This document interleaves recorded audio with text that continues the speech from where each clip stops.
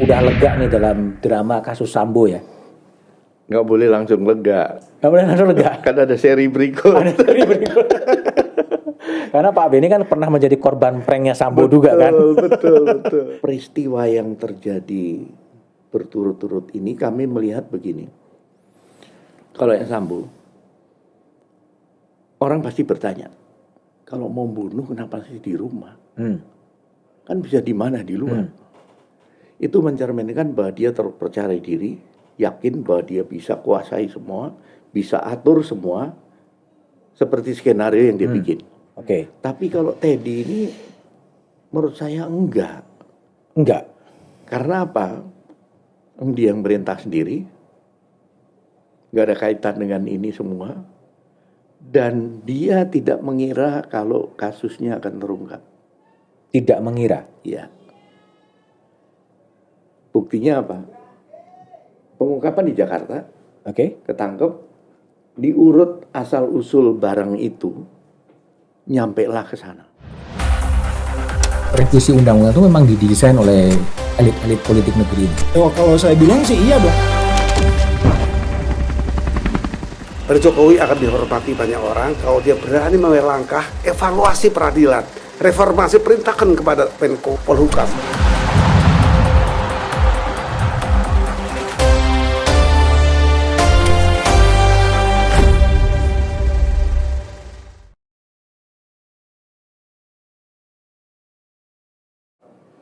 Oke, jumpa lagi di Back to BDM.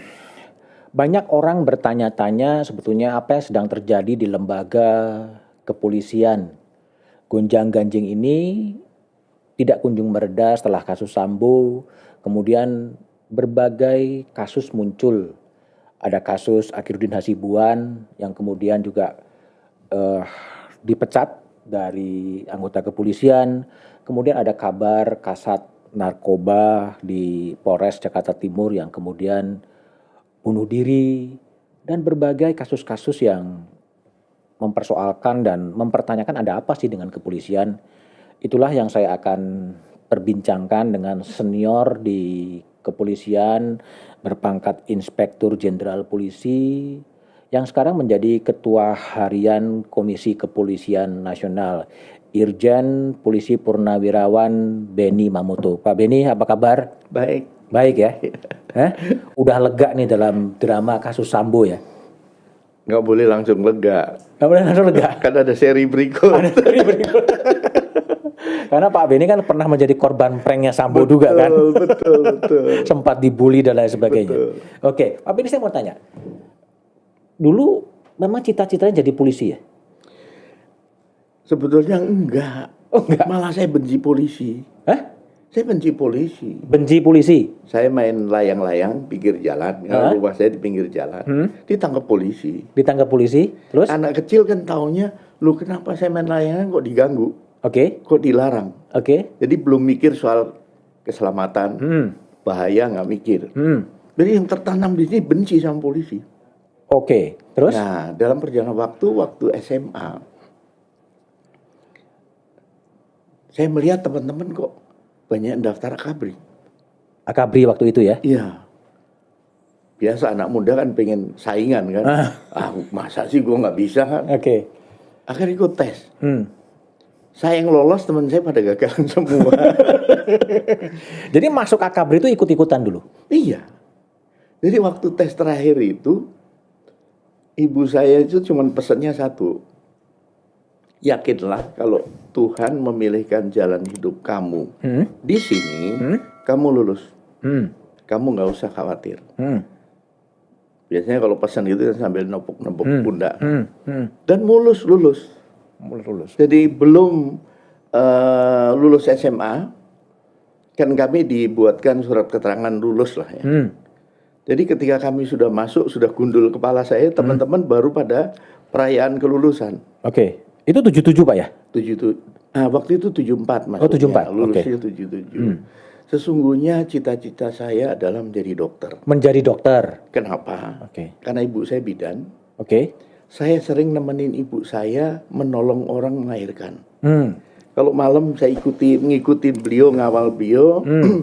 Duduk biasanya sama suaminya si ibu yang melahirkan, kita duduk nungguin, kalau sudah bunyi bayi, udah lahir. Ntar lagi pulang. Itu tertanam, akhirnya saya punya cita-cita, saya ingin nerusin, saya ingin jadi dokter. Tapi perjalanan hidup lain ceritanya. Tapi apa yang membelokkan cita-cita ingin jadi dokter malah kesasar jadi polisi yang Pak Beni benci gitu loh? Ya, waktu tes saja saya lihat polisi pakaian dinas saya benci. Tapi di sisi lain saya kalau nonton film detektif saya suka. Pakaian preman, mengungkap kasus itu saya suka sekali. Nah jadi dalam perjalanan waktu tadi karena saingan di sekolah, gengsi-gengsian, pengen adu kemampuan, saya iseng-iseng tes, saya yang mulus, teman saya gugur. Dan akhirnya. Dan sejak jadi polisi kemudian cinta polisi gitu? Begitu masuk selama tes itu saya masih mengalami ya sedikit gejolak lah. Lihat seragamnya itu. Tapi pelan-pelan saya mulai belajar. Oh bagus, saya ikuti. Nah akhirnya itu sudah mulai hilang lah. Dan sampai sekarang menjadi tidak lagi benci dengan polisi? Tidak, justru ada kecintaan yang lebih ya. Karena sesungguhnya kalau tadi saya bilang dokter, itu bicara kesehatan. Kalau polisi ini bicara penyakit masyarakat. Jadi ini penyakit fisik, ini penyakit masyarakat. Ini 24 jam sama 24 jam. Setiap saat harus siap melayani masyarakat. Sebagai polisi, sebagai dokter sama. Saya dengar Pak, Pak Beni juga pemegang 7 rekor Guinness Book of Record dan juga berapa? 30 rekor muri. 34 rekor muri. Ini apa Pak yang Bapak mau sampai berupaya berikhtiar untuk tercatat sebagai pemegang Guinness Book of Record maupun muri ini apa? Yang pertama begini, almarhum Bapak saya pesan kan. Karena saya lahir di Jawa, bapak saya sejak muda di Jawa, jadi lebih dominan pengaruh Jawa. Maka bapak saya pesan, tolong salah satu anak ada yang mau berbuat sesuatu di kampung halaman. Kampung itu mana? Minahasa. Ngadirejo atau Minahasa? Minahasa. Minahasa. Supaya masih diakui keturunan sana. Mulailah kami beraktivitas. Mengangkat budaya di sana. Budaya Minahasa. Iya, jadi seni tari, seni musik, kemudian bahasa, kemudian kami udah bikin 5 kamus bahasa daerah loh. 5 kamus bahasa daerah. Minahasa Indonesia. Ya. Itu menggerakkan para tokoh-tokoh tua-tua di sana. Kami motivasi, meskipun backgroundnya bukan ahli bahasa, tapi karena kami motivasi dengan cara yang sederhana, tolong tulis. Awalan A, B, C, D itu jadi segini. Dan itu sudah dicetak, diluncurkan. Dan setiap kami meluncurkan pasti di momen yang terhormat. Salah satu kamus diluncurkan di UI. Kamus Tontemboan. Kamus yang lain diluncurkan oleh Ibu Menko Polhukam. Itu karya Beni Mamoto? Dengan tim. Tapi inisiator kami, fasilitator kami. Nah kemudian soal rekor, sama. Saya melihat bahwa budaya di Sulawesi Utara khususnya Minahasa ini mulai ditinggalkan oleh anak-anak muda. Terfikir oleh saya bagaimana untuk menarik mereka supaya menghargai budayanya. Di sana itu ada jargon gini, biar kalah nasi, asal jangan kalah aksi. Gengsi. Saya pikir-pikir apa ya? Wah ini harus bikin sesuatu yang menjadi kebanggaan. Wah itu punya saya. Disitulah mulai saya rintis. Pertama saya bikin lab mobile komputer. Jadi mobil isi komputer 50, laptop, kemudian generator, masuk ke desa, ngajari anak-anak. Itu sudah 4.000 anak-anak. Ngajarin apa? Komputer, belajar komputer. Ya. Tahunnya dulu dong.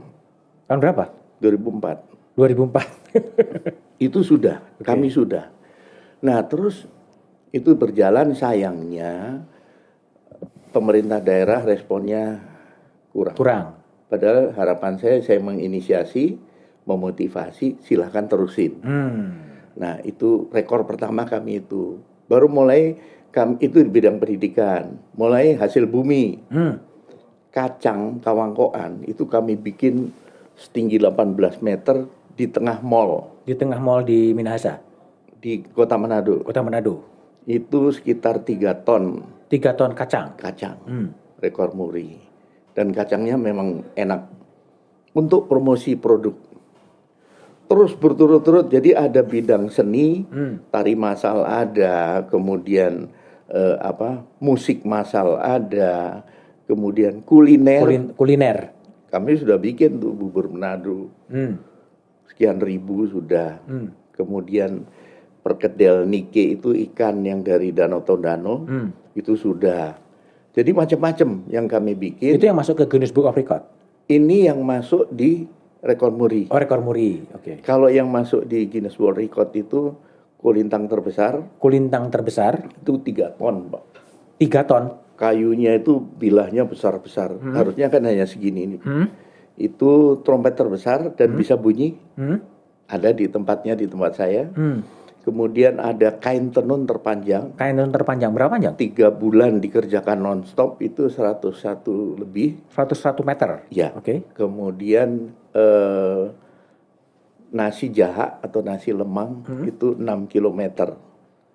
Dan cara membuatnya kita hanya menggunakan konsep masyarakat di sana adalah mapalus, gotong royong. Gotong royong. RT ini mampu berapa? Oke. Kita kasih modal bahan baku. RT itu berapa? Dikumpul, tinggal menggandeng. Jadi kami mencoba mengangkat budaya sana dengan melakukan pelatihan-pelatih, festival, kemudian lomba tingkat nasional dan sebagainya. Mulailah budaya ini bangkit kembali. Kenapa? Kulintang sudah mau dicaplok tetangga kita, Malaysia. Banyak pelatih kita yang melatih ke sana. Saya ingetin ke teman-teman, waspada loh. Kalau kita nggak merawat kekayaan kita, tetangga kita yang ngambil alih nanti. Nah dengan sudah tercatat di Guinness World Record kan, kalau mau mengklaim nggak bisa lagi. Gitu. Oh, oke. Itu yang kami lakukan. Dan itu ada 7 di Guinness Book of Record dan 34 di Muri. Ya. Dan semuanya lebih kepada merawat budaya lokal ya. Iya.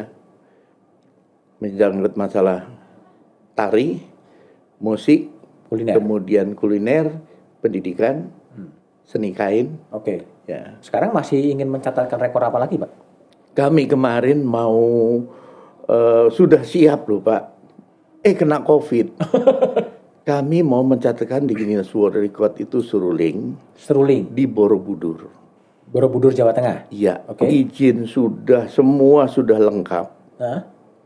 Tinggal pelaksanaan dan rencana kami konsepnya adalah seluruh perwakilan seruling di Indonesia plus dunia. Jadi kami sudah sowan ke Ibu Menlu juga untuk bagaimana KBRI di negara luar itu bisa mendata komunitas suling di sana sehingga nanti kita undang bisa hadir di situ. Begitu COVID ya terpaksa kita tunda. Mungkin setelah Pilpres lah. Karena itu tinggal menyelenggarakan saja. Itu apa? Seruling dari berbagai 14.000 target kami. 14.000 seruling dari seluruh dunia. Ya. Akan tampil di Borobudur. Dan mereka menserulingkan apa? Nanti lagu-lagunya yang akan dimainkan kita kirim dulu. Oke. Sehingga mereka belajar dulu lah untuk ini. Sebetulnya apa sih keinginan di bawah sadar dari Pak Benny untuk membikin sesuatu agar tercatat di Guinness Book of Record, tercatat di Muri, sebenarnya apa yang mendasari itu? Rekor itu kan sesuatu capaian. Prestasi. Karena ada yang tertinggi, terbesar, tercepat, terbanyak dan sebagainya. Ketika komunitas si pemilik seni budaya itu kita angkat, muncul kebanggaan. Muncul pengakuan dia itu punya saya. Dibanding tidak terpromosikan kan. Daripada saya pasang baliho, spanduk. Oh, Orang hanya sepintas saja. sepintas. Kalau ini tercatat, Oke. rekodnya ada tercatat. Jadi negara lain bisa lihat, oh ini kekayaan ini punya sana dan sebagainya. Nah orang sering bertanya Pak, ini yang nanya budayawan, Pak Beni, Anda kan polisi, Anda nangani teror, nangani narkoba, keras semuanya, kok ngurusin budaya? Itu kan bidang kami. Oh, merasa jobnya diambil. Saya bilang begini, ketika saya tugas di bidang yang keras, teror, narkoba segala macam, itu saya bisa terbawa nanti. Oh. Saya menjadi keras. Keras. Oke. Bagaimana untuk mengimbangi itu? Saya terjun ke budaya, Ya. mengasah nurani saya terus. Ada harmoni, Soft, ada ya. kebersamaan, Soft skill ya. sehingga ini nanti Imbalance. mengimbangi. Yang tadinya ini saya akan terbawa dengan ngadepin kasus kekerasan gini-gini, saya bisa imbangi melalui kegiatan itu. Dan itu saya rasakan. Setelah saya jelasin, para budayawan malah dukung. Selain seruling, apalagi yang ingin dicapai? Kami waktu itu ada beberapa contoh saja. Kami sudah nyusun waktu itu tari saman. Tari Saman Aceh? Itu di bundaran HI? Kalau itu dibikin panggung, Pak, Oke. itu dilihat dari mana-mana. Itu indah sekali. Direkam, itu indah sekali gerakannya segala macam. Waktu kami jadi ketua panitia Hari Anti Narkoba Internasional tahun 2010, kami bikin rekor muri Pulau Miangas. Itu kami ikat dengan bendera merah putih 7 km. 7 km. Itu sebagai simbol bagian dari NKRI. Mata rantai manusia bergandengan tangan. Oke. Kemudian menangkap ikan namanya manee ya. Itu prosesi adat. Jadi yang datang waktu itu 3.000-an yang datang. Nah itu termasuk waktu di Monas juga kami bikin tari saman massal juga di situ.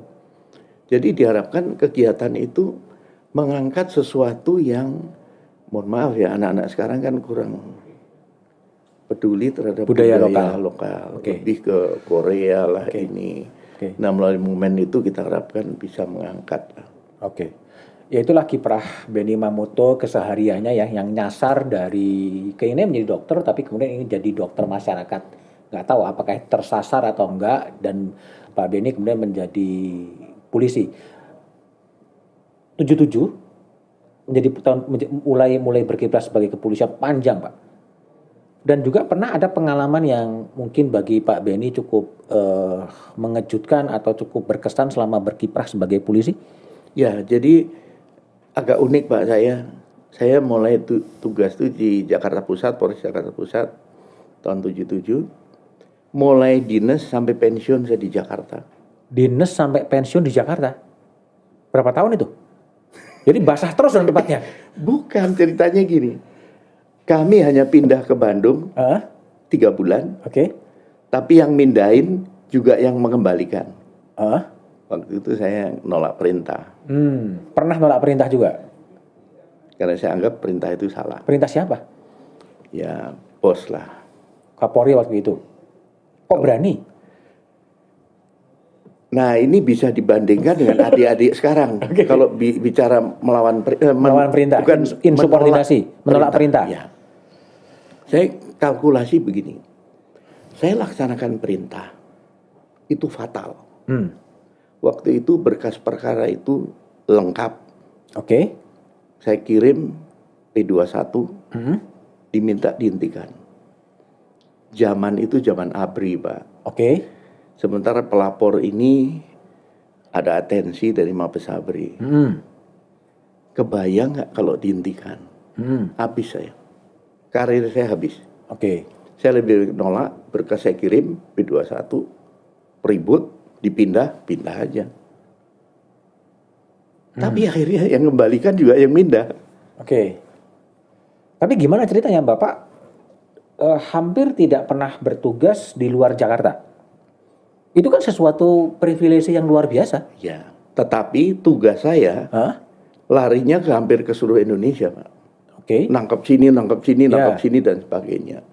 Jadi kami tugas di Jakarta kan macam-macam, tidak di Serse terus. Ya.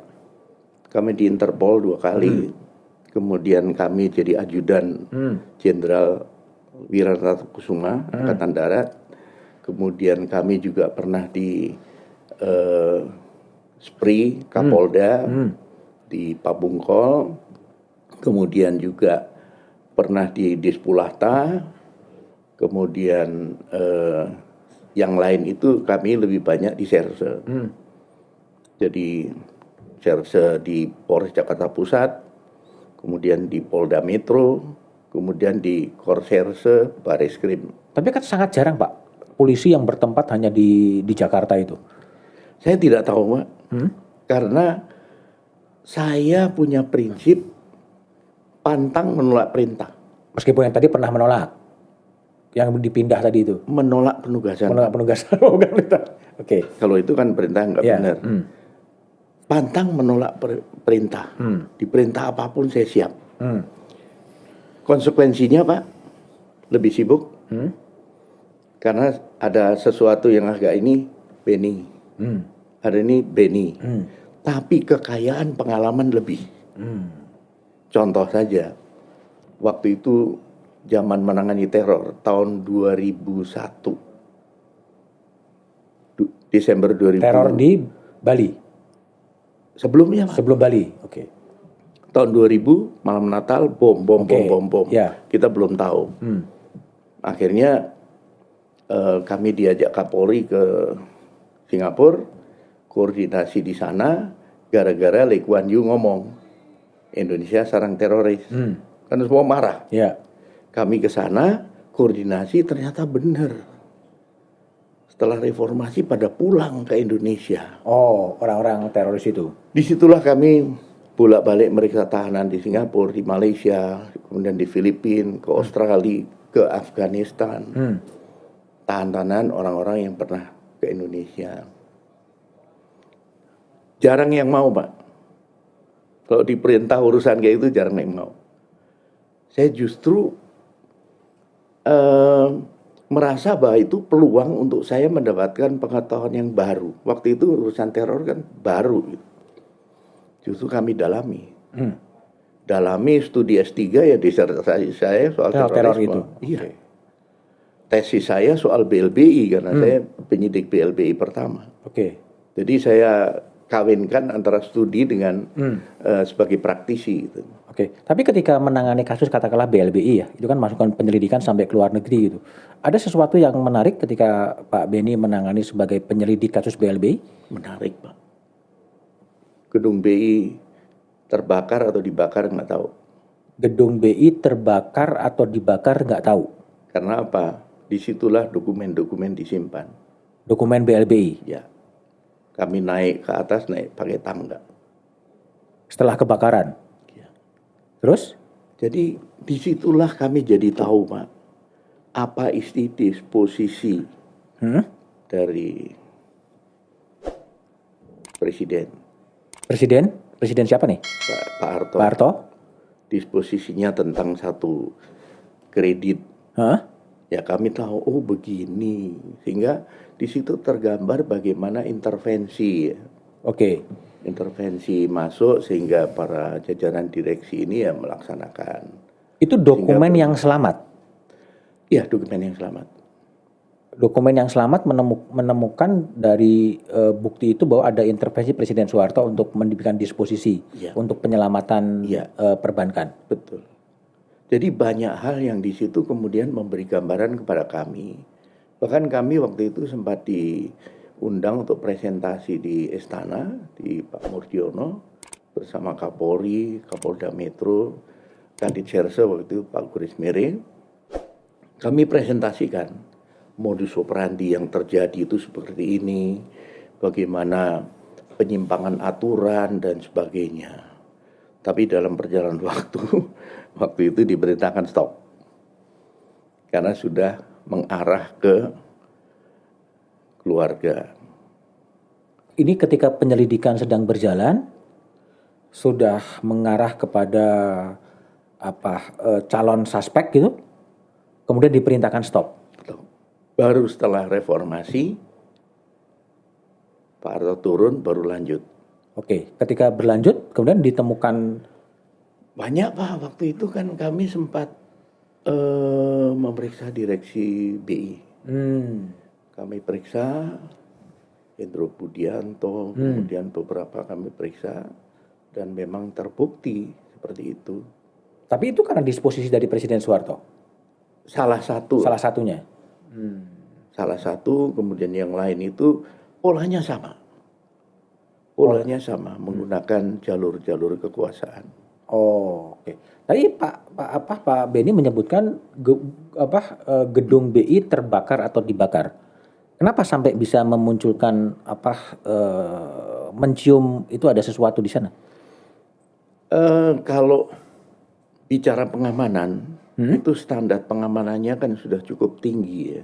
Oke. Gedung-gedung pencakar langit itu kan semua sistem pengamanannya kan sudah tinggi, baik sisi ancaman kebakaran maupun sisi pencurian dan sebagainya.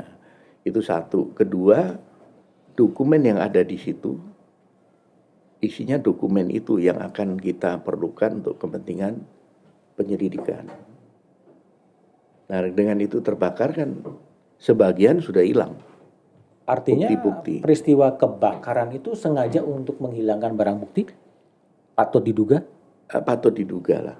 Karena kalau kita langsung memvonis kan dituntut pembuktiannya. Iya, kan patut diduga. Patut diduga seperti itu. Upaya-upaya untuk mengaburkan Betul. barang bukti. Betul. Tapi BLBI sampai sekarang juga nggak selesai, Pak ya? Dalam perjalanan waktu kan kita semua ngikuti kan. Pada periode ini ada kebijakan ini, periode ini kebijakan ini dan sebagainya. Bahkan kami waktu itu masuk dalam tim pemburu koruptor Kemenko Polhukam.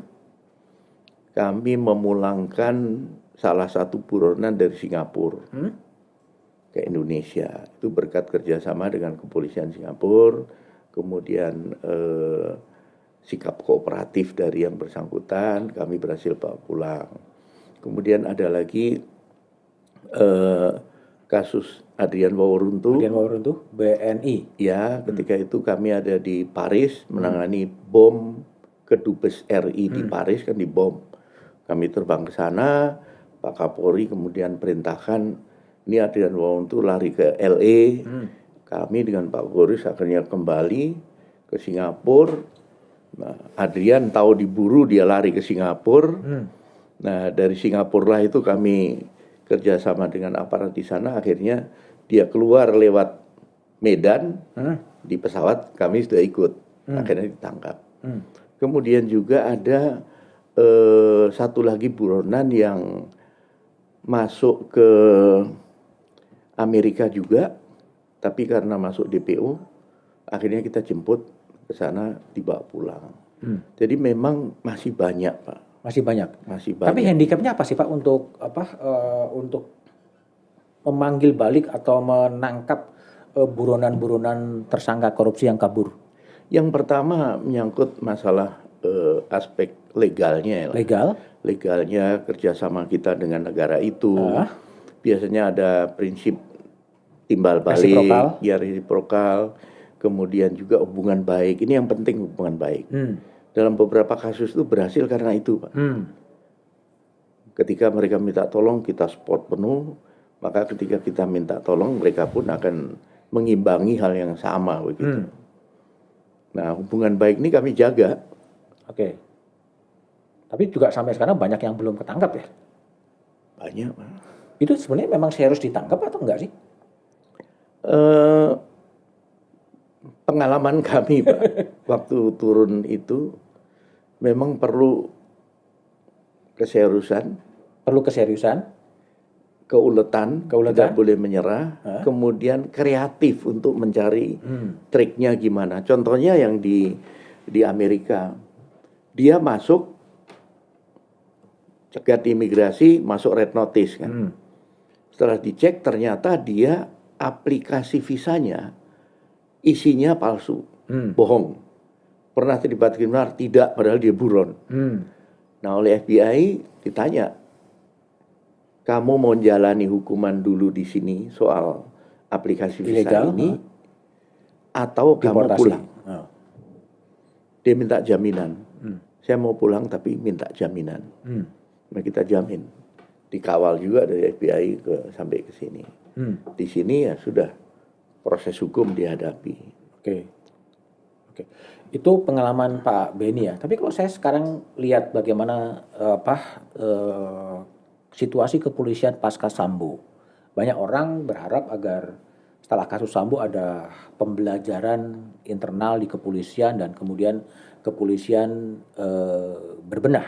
Ya. Tapi kemudian kita lihat dalam kasus yang terakhir ada kasus Akhiruddin Hasibuan yang kemudian anaknya terlibat dalam perkelahian atau duel atau apapun juga, dan kemudian menyimpan kekayaan yang menurut PPATK ini agak tidak sesuai dengan profilnya.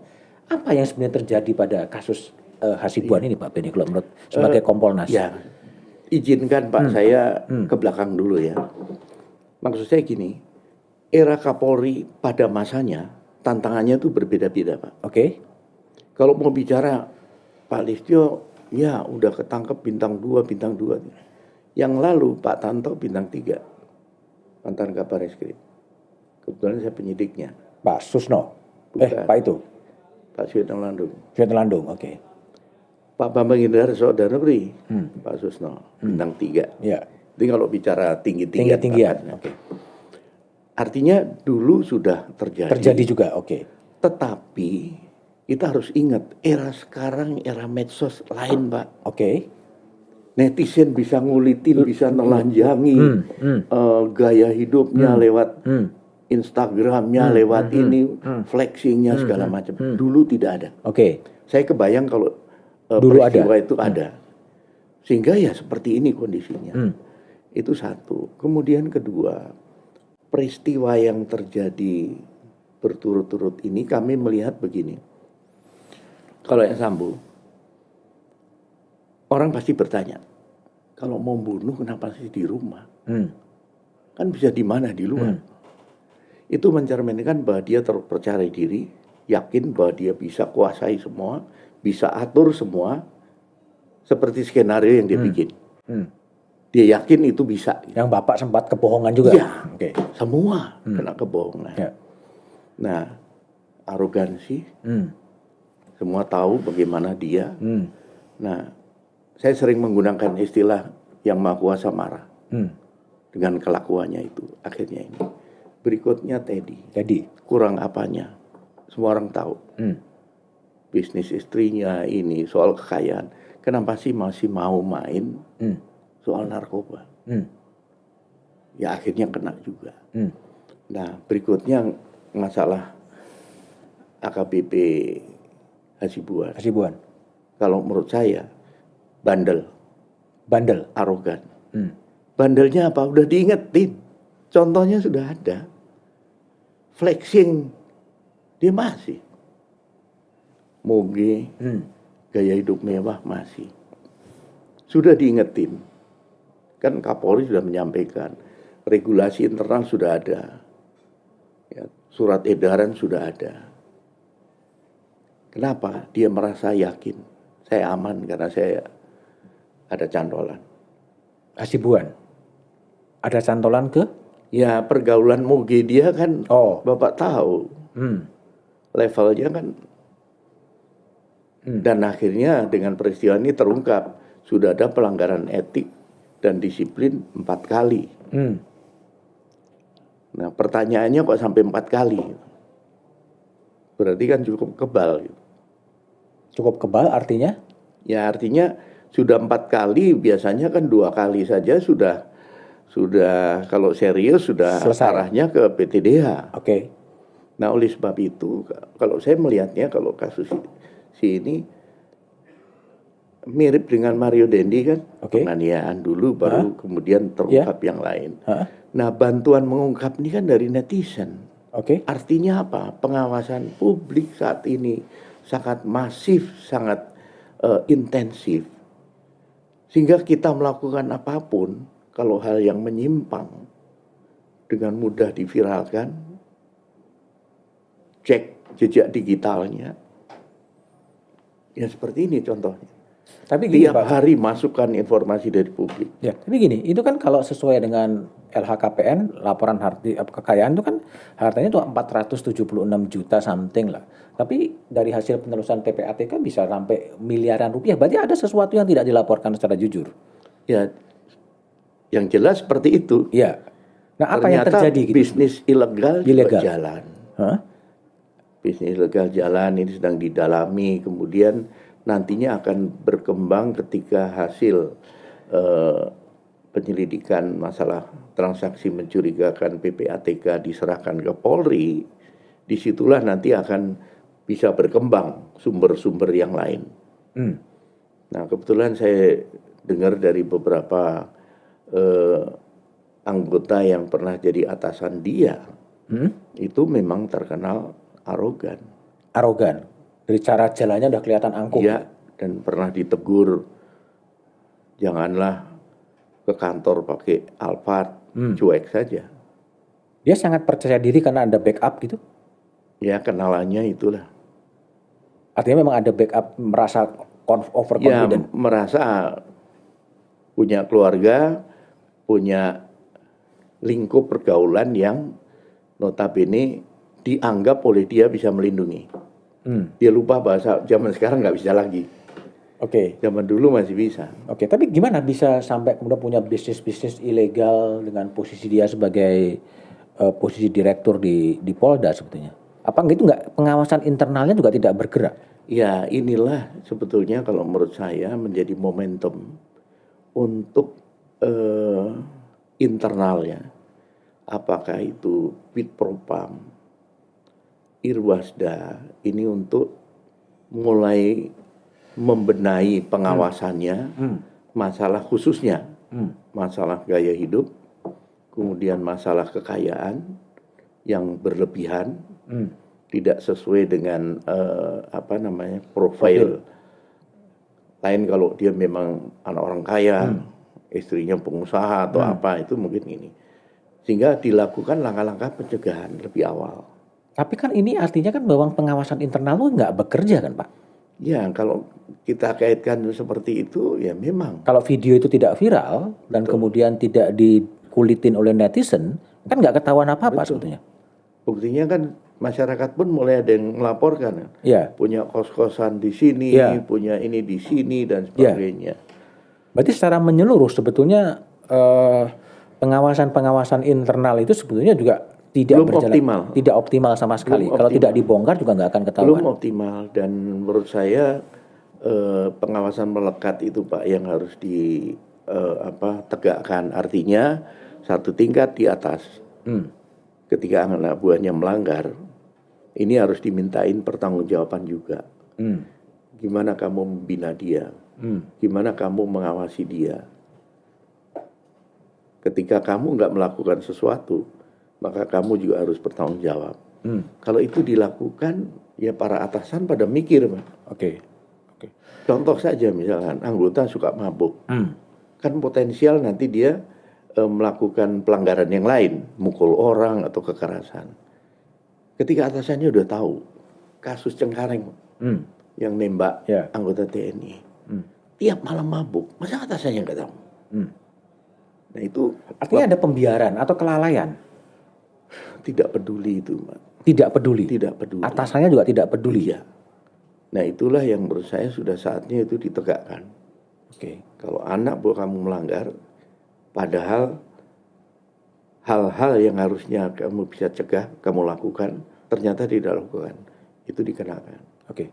Kalau dalam kasus Teddy Minahasa, Pak, pas seorang Inspektur Jenderal Polisi aktif kemudian dituduh ikut sebagai transaksi narkotika, tapi dalam duplik yang dikatakan bahwa ini dia menjadi playing victim seakan-akan mengatakan ini adalah akibat perang bintang di kepolisian. Gimana Bapak sebagai Kompolnas dan sebagai orang yang meniti karir di kepolisian juga memang ada perang bintang di kepolisian? Perang bintang itu muncul istilah itu ketika kasus Sambo. Oke. Di mana kita bisa melihat viralnya beberapa chart hubungan Konsorsium. A dengan konsorsium, hubungan B dengan jaringan bisnis ilegal sama itu dimaknai oleh media perang bintang. Oke. Tapi kalau Teddy ini menurut saya enggak. Karena apa? Dia yang merintah sendiri, nggak ada kaitan dengan ini semua, dan dia tidak mengira kalau kasusnya akan terungkap. Tidak mengira. Ya. Buktinya apa? Pengungkapan di Jakarta, Oke. ketangkep, diurut asal usul barang itu, nyampe lah ke sana. Barulah kebongkar semua. Jadi dia nggak mikir bahwa ini akan ketangkep gitu. Dan ini bukan by design. Bukan by design. Bukan by design. Ini normal saja. Penyelidikan, ketemu transaksi ini naik ke sana. Jadi dalam konteks ini ya itu argumentasi dia bisa disampaikan di pengadilan untuk dia lepas dari tanggung jawab. Tetapi fakta di pengadilan, dengar nggak waktu kesaksian istrinya Linda. Bukan. Istrinya Dodi. Jelas sekali bagaimana Teddy ini meng-create satu cerita, skenario untuk mengorbankan satu pihak. Di situ saja udah kelihatan bahwa dia menjadi aktornya. Tapi kan itu meski tadi Pak Benny mengatakan ini kebetulan saja. Tapi kan kasus itu terungkap ketika kemudian Teddy Minahasa sedang dipromosikan menjadi Kapolda Jawa Timur. Itu juga sesuatu yang kebetulan juga sebenarnya. Kalau saya aja kaget Pak. Kaget yang mana? Ya baru dipromosikan kan. Nah, ternyata kok seperti ini. Kondisi senyatanya dia kok seperti itu. Saya kaget juga itu. Saya melihat itu semua alamiah ya. Bukan by design. Ya kembali yang di atas sudah marah. Kamu harus berhenti di sini, berhenti. Dengan pengungkapan yang dari Jakarta tadi. Dan sekarang dituntut mati. Ada 2 inspektur jenderal berbintang 2 yang dituntut dan divonis mati ya sebenarnya. Ya mudah-mudahan ini menjadi pembelajaran yang lain ya. Bahwa janganlah melakukan hal-hal seperti itu. Dia diberi jabatan, diberi kehormatan, diberi fasilitas dan sebagainya. Harusnya untuk mengabdi pada rakyat. Kenapa dia malah melakukan hal seperti itu? Kalau sekarang juga yang banyak menimbulkan pertanyaan publik soal Kasat Narkoba Polres Jakarta Timur, ya AKBP Budi, yang kemudian disebutkan tewas karena bunuh diri. Sebagai Kompolnas melihat gimana itu perwira polisi yang kemudian bunuh diri? Ya, kami begitu mendengar peristiwa itu, kami langsung berkoordinasi dengan Pak Kapolres Jakarta Timur. Kami berkomunikasi terus, menanyakan perkembangan hasil penyelidikannya. Dan dalam hal ini saya mengapresiasi karena apa? Sudah mengantisipasi segala kemungkinan. Artinya yang dilakukan adalah pendekatan secara saintifik. Karena hasilnya nggak terbantahkan. Contoh, CCTV dirunut untuk membuktikan rute perjalanan dia. Tadinya disampaikan oleh keluarga naik Gojek, ternyata enggak, jalan kaki. Kemudian yang berikutnya, mulai muncul isu, wah itu dibunuh dulu baru dilempar ke situ. Dibunuh kan kemungkinan diracun atau kemungkinannya ditembak atau apa. Maka dilakukan otopsi. Lambung tidak ditemukan racun, tidak ditemukan luka tembak dan sebagainya. Nah kemudian yang berikutnya dikaitkan juga dengan masalah sakitnya. Karena dia begitu masuk mengeluh sakit, lapor ke Kapolres untuk minta izin berobat operasi batu ginjal, diizinkan. Setelah diizinkan, kemudian dia pulang masih sakit, masuk rumah sakit lagi. Nah setelah masuk rumah sakit lagi, dia maksa pulang dengan membuat pernyataan kepada dokter. besok paginya kejadian.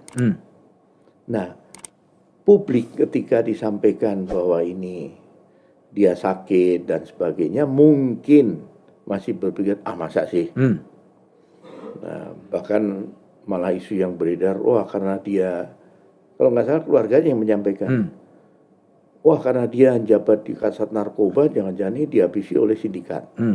Kalau itu saya bisa jawab, karena saya ngalami. Ketika kita operasi kenceng, ngoperasi di lapas dulu paling banyak saya. Teror datang terus. Teror datang terus. Yang namanya dikirimin karangan bunga ke rumah, turut berduka cita Benny Mamoto gimana? Telepon, kami lacak teleponnya dari lapas, karena kami sering operasi di lapas. Artinya ketika kita sudah operasi dan sindikat merasa terganggu, ancaman masuk. Pasti ada. Ya, dia belum. Oh, dia belum. Kan belum tugas. Oh, belum tugas. Sakit, berobat. Jadi itu bisa ditepis lah, enggak lah itu. Nah, faktor lain apa? Ini sedang didalami nanti. Kami rencana dengan Pak Kapolres juga mau ketemu keluarganya. Bahkan hari ini harusnya keluarganya ketemu kami di kantor untuk mendalami faktor lain. Faktor lain ini tentunya kan terbatas, informasi terbatas di keluarga. Untuk nanti kemudian bisa disimpulkan lah, hasil akhir adalah bunuh diri. Nah, ini masih menunggu, mungkin dalam waktu dekat inilah. Oke, tapi kan berarti ada sesuatu yang gini, sejauh gimana posisi mental dari seorang perwira menengah kemudian memilih untuk mengakhiri hidupnya dengan konstruksi bunuh diri gitu? Saya sependapat, Pak. Sampai sekarang saya bertanya. Oleh sebab itu kami, ini dalam waktu dekat kami mau ketemu Kepala Biro Psikologi Polri. Kami mau diskusi soal penanganan bunuh diri ini. Apakah mereka melakukan kajian, apakah mereka setiap kasus itu kemudian didalami, masalahnya apa dan sebagainya, sehingga nanti bisa lakukan langkah antisipasi dalam bentuk mungkin konseling, kemudian pendampingan kalau ada masalah dan sebagainya. Memang kami sadari bahwa jumlah psikolog Polri ini terbatas. Biro Psikologi Polri pun kecil. Sementara tugas Polri ini penuh dengan tekanan dan stres. Itu baru masalah penugasan saja, belum kompleksitasnya nanti dengan lingkungan, keluarga, masalah ekonomi dan sebagainya. Nah, beberapa kasus yang terjadi ini kan ada 5 yang belakangan ini. Kita lihat Gorontalo. Itu staf Stafri Kapolda. Kemudian di Pulau Samosir. Itu udah jelas bahwa karena dia menggelapkan, dia ada rasa malu, ada rasa khawatir karena buktinya di dalam jejak digital itu dia nyari info tentang bagaimana istrinya ketika ada hutang yang diwariskan dan sebagainya. Kemudian juga menyangkut masalah yang budi, terus di Sulut itu pacarnya sakit, meninggal, dia bunuh diri. Pertanyaan kami adalah, emangnya di pendidikan nggak digembleng mentalnya? Kok sampai selemah itu? Itu di kami bertanya, Pak. Ada apa dengan pendidikan itu? Kok seperti ini? Nah, kalau membandingkan di luar negeri, Pak, di Australia itu jumlah polisi yang bunuh diri itu 2019 sampai 2020 itu ada 300 sekian orang. Kemudian di Amerika juga banyak. Tiap tahun itu ada 200-an, ada 400-an. Juga banyak. Nah, di sini kami memang dalam waktu dekat ini mendorong untuk ini harus ada kajian. Kemudian solusinya apa? Karena ke depan tugas makin berat. Pemilu ini kan stresnya lebih berat lagi, Pak. Kok nanti ada kampanye, ada demo, kemudian pengawasan TPS dan sebagainya, itu sepanjang tahun, Pak. Ini gejala yang agak outlier ya, agak janggal ya ketika ada gejala polisi dikonstruksikan sebagai bunuh diri. Ya, kalau Tadi dari Bapak menyebut 5 kan dalam waktu dekat tadi ini. dari analisis secara umum, Pak, itu bisa karena Stres. tekanan kerjaan, masalah ekonomi, utang dan sebagainya. Kemudian juga ada masalah rasa malu. Ada sesuatu rasa malu, ada rasa bersalah. Ini beberapa yang dari analisis yang kami baca temuannya seperti itu. Berarti ada semacam kekeliruan ketika ada psikotes masuk ke kepolisian. Nggak terbaca kekuatan mental menghadapi Ini stres. menurut saya akan harus menjadi bahan evaluasi, Pak. Oke. Biasanya kayak gini nanti hasil tes psikologinya diminta di file yang ada untuk dipelajari. Kemudian juga nanti dari wawancara dengan temannya, keluarganya, lingkungannya itu juga akan mendukung lah nanti. Oke. Pak Beni, kalau Pak Beni udah lama sekali berkecimpung di kepolisian ya, mendalami kasus-kasus korupsi, kasus-kasus narkotika, kasus-kasus teroris, tapi juga menjadi pengajar gitu, pengajar soal terorisme dan lain sebagainya, dan malang melintang di berbagai tempat gitu. Kalau mau saya tanya, sebetulnya kalau refleksinya Pak Beni yang sudah malang melintang itu, sebetulnya akar dari segala akar masalah bangsa Indonesia yang kemudian tidak sepenuhnya bisa cepat bergerak maju, itu apa sih, Pak? Saya ingin menyampaikan ancaman serius, Pak, ya. Ini yang kadang kurang mendapatkan perhatian. Jujur saya berani mengatakan itu. Kita tahu kita akan menghadapi bonus demografi, Pak. Tetapi saya selalu sampaikan, ini akan berubah menjadi bencana demografi ketika anak-anak muda kita ini sudah dirusak. Yang rusak siapa? Narkoba. Kemudian dunia medsos. Karena mereka lebih percaya pada medsos dan belajar dari medsos daripada dari orang tuanya, dari gurunya. Nah, bicara masalah narkoba, Pak, saya katakan ini serius, karena daya rusaknya. Ketika seseorang sudah mengonsumsi narkoba itu, otaknya udah rusak, kualitas hidupnya rendah, nggak bisa pulih lagi. Ini cacat permanen. Nah, ketika di tengah persaingan dunia seperti ini, generasi muda kita kualitas hidupnya turun karena itu, nggak bisa bersaing lagi. Sebenarnya sumber daya alam kita melimpah, ya kan? Jumlah penduduk begitu besar. Ketika si pengelola ini adalah orang-orang yang kualitas hidupnya sudah turun, maka luar yang akan menguasai. Artinya narkoba menjadi ancaman serius. Dan itu adalah sebuah orkestrasi memasarkan narkoba masuk kepada generasi muda Indonesia, atau ya udah memang ini adalah target pasar. Kenapa saya katakan itu? Ketika kami menangani masalah narkoba, kami menginterogasi satu tahanan warga negara Iran. Kami buru ketangkepnya di Bangkok.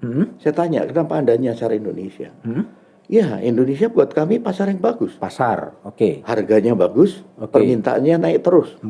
Hukumnya bisa dibeli. Saya kaget dengar itu sindikat internasional.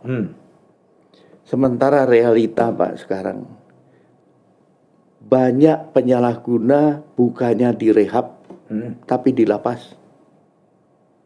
Lapas over capacity itu karena apa? Isinya mayoritas penyalahguna. Harusnya ini dipandang sebagai orang sakit untuk diobati, tapi masuk lapas. Akibatnya apa? Dia nyari, ketemu bandar, terciptalah pasar di dalam lapas. Tapi narkoba itu tadi semata-mata Indonesia ini sudah memang menjadi target pasar dari jaringan narkotika internasional, atau juga sudah menjadi produsen sebetulnya? Jadi pasar sudah, jadi produsen sudah. Nah, produsen ketika kita dulu berhasil mengungkap pabrik-pabrik besar, Cikande itu terbesar di dunia, Pak. Tidak hanya sabu tapi ekstasi. Itu ketangkep. Beberapa pabrik ketangkep, mereka mikir, ternyata nggak aman di Indonesia untuk bikin pabrik besar. Beralihnya ke kitchen set.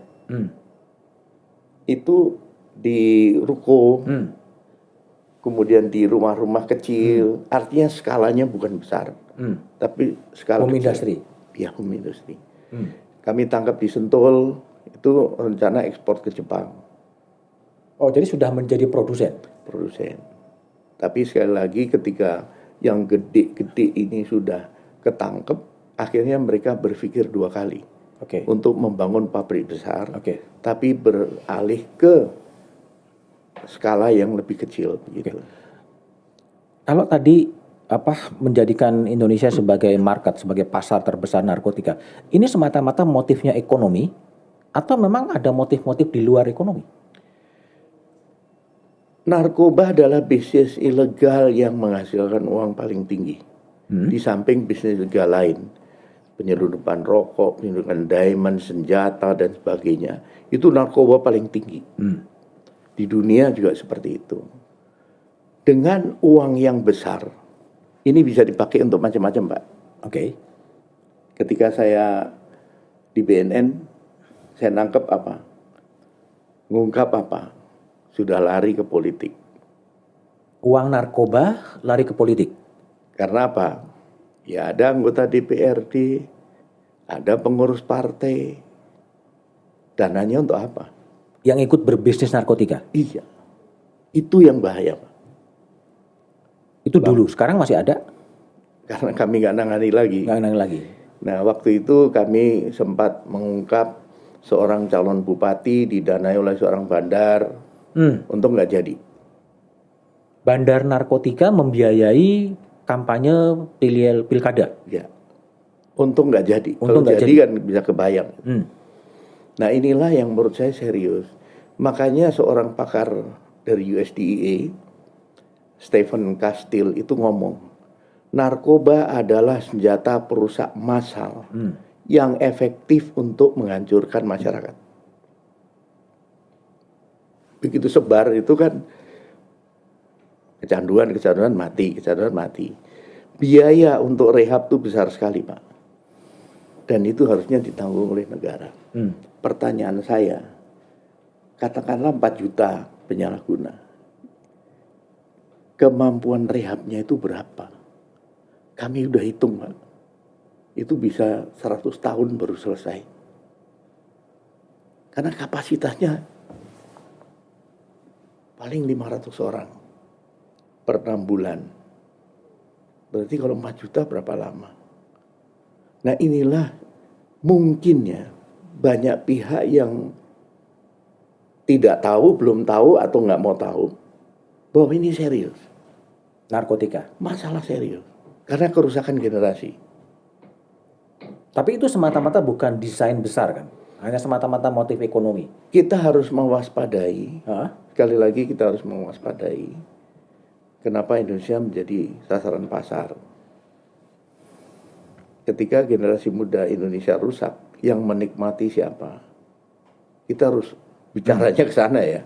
Nggak boleh polos-polos saja kita aja konsumen, bukan. Kalau pertanyaan saya gini, Pak. Kalau Pak Benny sudah banyak melanglang buana ke sejumlah negara. Negara mana sih yang menjadi dream? Inilah negara yang sebetulnya saya idolakan, saya cita-citakan dan harusnya bangsa ini menuju ke sana. Kami melihat beberapa negara yang maju pesat ya. Maju pesat, tentunya tetap ada kekurangan kelebihannya. Yang jelas yang pertama kita berharap bahwa ke depan ini satu negara yang betul-betul menjamin dan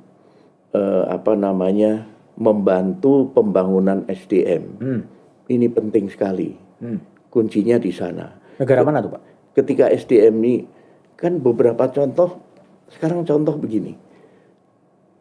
Kenapa mahasiswa dari China program S2, S3 di negara-negara lain itu banyak sekali. Saya ke Australia, Pak. Ya ada. Itu perguruan tinggi di situ mayoritas dari sana. Di Eropa.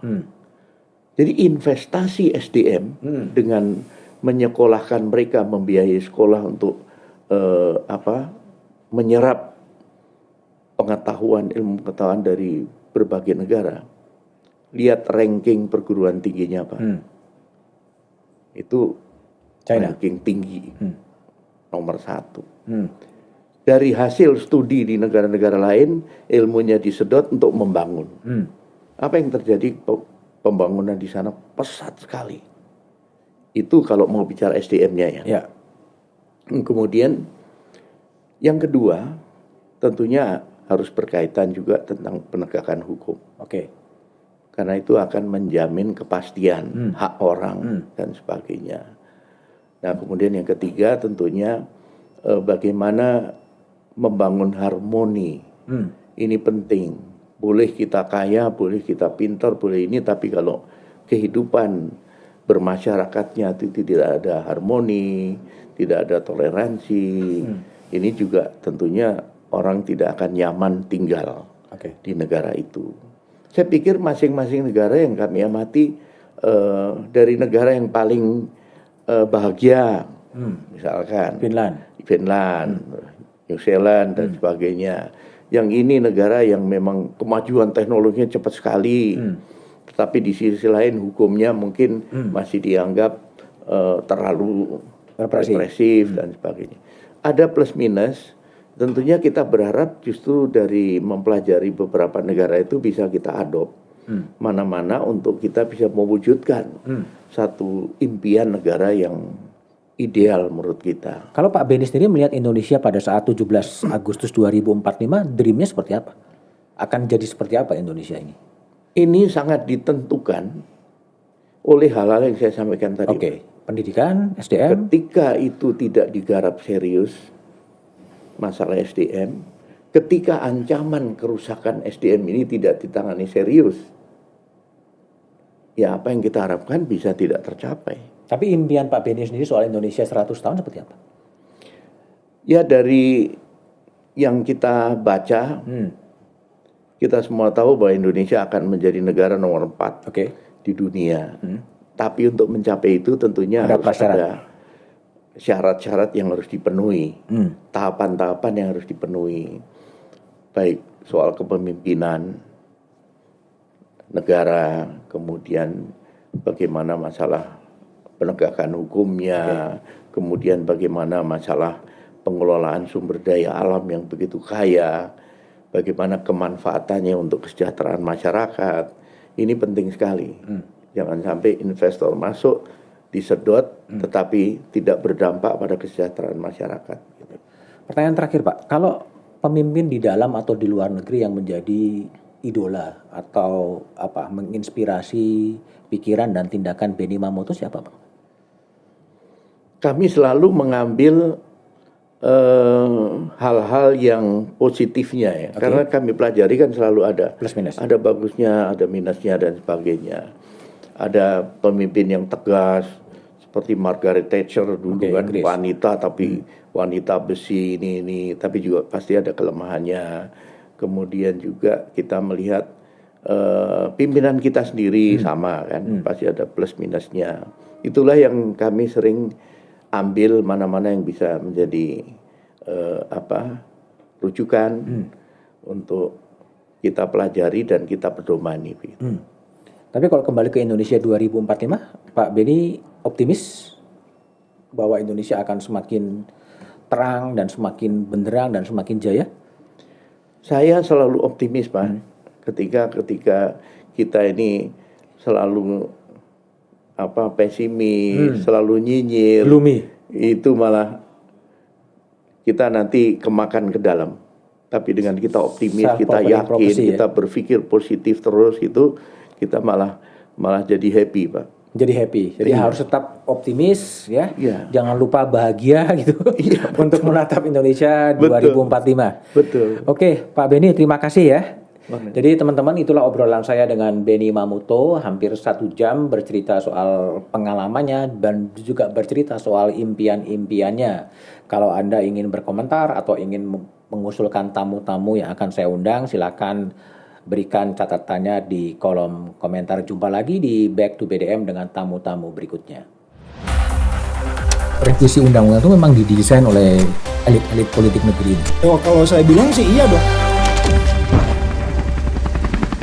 Pak Jokowi akan dihormati banyak orang kalau dia berani mengambil langkah evaluasi peradilan, reformasi, perintahkan kepada Menko Polhukam.